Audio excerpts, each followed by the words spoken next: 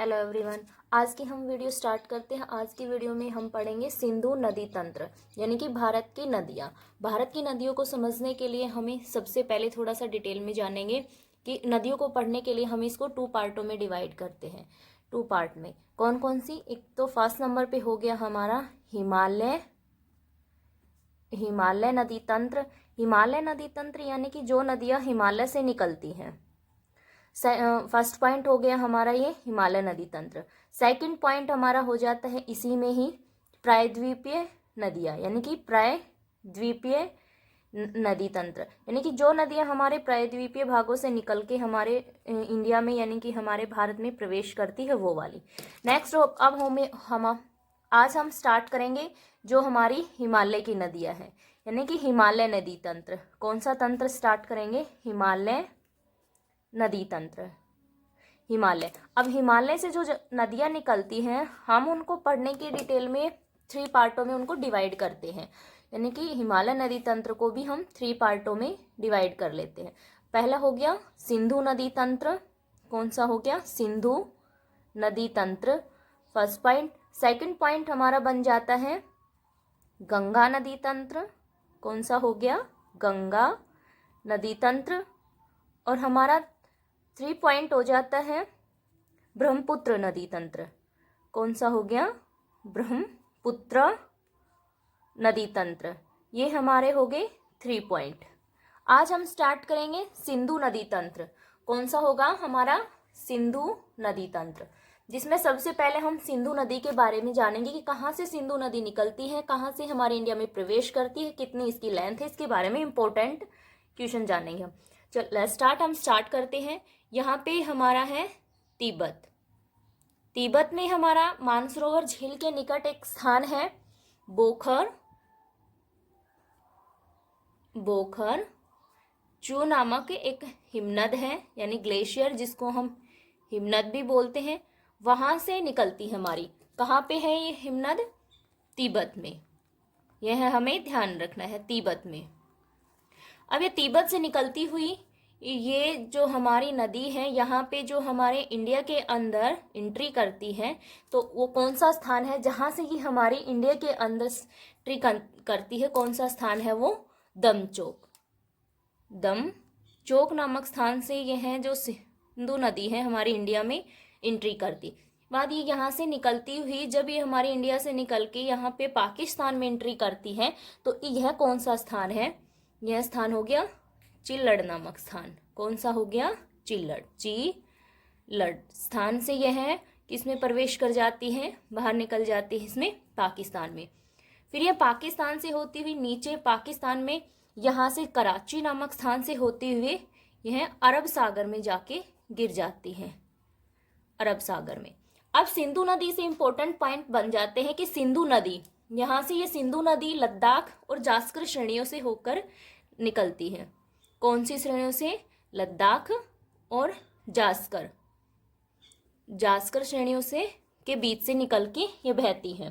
कि सिंधु नदी तंत्र में यहीं पर एक लेह नामक स्थान, सिंधु नदी के यहाँ पे लेह नामक स्थान है। लेह नामक स्थान सिंधु नदी पे ही पाया जाता है। नेक्स्ट सिंधु नदी तंत्र की अब अगर हमसे लंबाई पूछ ले कि सिंधु नदी की लंबाई कितनी है, नहीं किसकी लेंथ, तो अगर सिंधु नदी की टोटल कंप्लीट लेंथ पूछे हमसे तो ये हो गई 2880 यानी 2880 किलोमीटर। अगर सिंधु नदी की भारत के अंदर यह कितनी इसकी कितनी लेंथ है, तो वह कितनी है? 1114 किलोमीटर, जो हमें ध्यान रखना है। नेक्स्ट सिंधु नदी से एक और इम्पोर्टेंट पॉइंट हमारा बन जाता है कि जो काफी बार एग्जाम में पूछा भी गया है, इम्पोर्टेंट भी है, सिंधु जल समझौता। क्या है? सिंधु जल समझौता। अगर आपसे पूछ ले सिंधु जल समझौता कब हुआ था, तो सिंधु जल समझौता हुआ था 1960 में, 1960 के अंदर। अब नेक्स्ट क्वेश्चन बन जाता है कि यह किन के बीच में हुआ था, तो सिंधु जल समझौता भारत पाकिस्तान के बीच में हुआ था, भारत विद पाकिस्तान के बीच में, जो हमें ध्यान रखना है।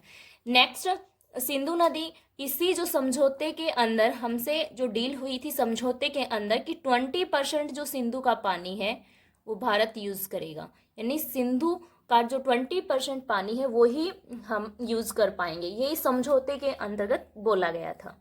नेक्स्ट, सिंधु की जो सहायक नदियां है सिंधु नदी तंत्र के अंदर सेकंड नदी आ जाती है हमारी इसमें झेलम। कौन सी नदी हो जाती है? झेलम। झेलम ये यहाँ पे हमारा एक स्थान है जो वैरीनाग। कौन सा स्थान है? वैरीनाग। वैरीनाग स्थान के अंतर्गत हमारी एक झील पड़ती है शेषनाग झील। कौन सी है? शेषनाग झील। यहीं से हमारी सिंधु नदी का उद्गम होता है, यहीं से यह निकलती है। यहाँ से जब ये निकलती है तो इस पे एक इम्पोर्टेंट पॉइंट और बन जाता है कि इस पे यहाँ पे वुलर झील। कौन सी झील? वुलर झील। वुलर झील इसी पे स्थित है, वुलर झील। अब वुलर झील से काफी बार एग्जाम में पूछा जाता है, इंपॉर्टेंट पॉइंट क्वेश्चन बनता है इससे कि मीठे पानी की यह सबसे बड़ी झील है। मीठे पानी की सबसे बड़ी झील है, जो हमें ध्यान रखना है। नेक्स्ट है इसी झेलम नदी, यही झेलम नदी पे हमारा यहाँ पे ये श्रीनगर स्थित है। क्या है? श्रीनगर।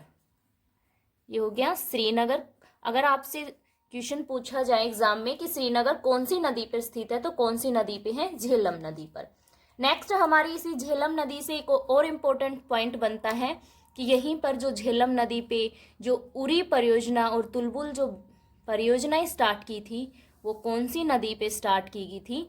यानी कि झेलम नदी पे। कौन सी परियोजना थी? उरी परियोजना और जो हमारी तुलबुल परियोजना। तुलबुल जो परियोजनाएं थी वो कौन सी नदी पर स्टार्ट की गई थी? झेलम नदी पर।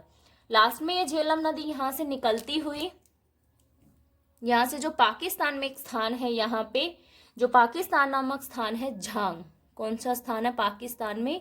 झांग नामक स्थान है। वहां से किस में मिल जाती है? यहाँ से फिर ये चेनाब नदी जाएगी। इस चेनाब के अंदर, यानी चिनाब भी कह सकते हैं, चेनाब भी बोल सकते हैं, इसके अंदर इसका विलय हो जाता है। तो ये कौन सी नदी हो गई हमारी? झेलम नदी हो जाएगी ये। और ये हो गई हमारी सिंधु नदी। आज हमने दोनों नदियों के बारे में जाना है। नेक्स्ट वीडियो में सिंधु नदी तंत्र की जो बाकी बची हुई जो नदियां हैं उनके बारे में पढ़ेंगे। अगर वीडियो आपको अच्छी लगी हो तो वीडियो को लाइक और चैनल को सब्सक्राइब जरूर करें। Thank you.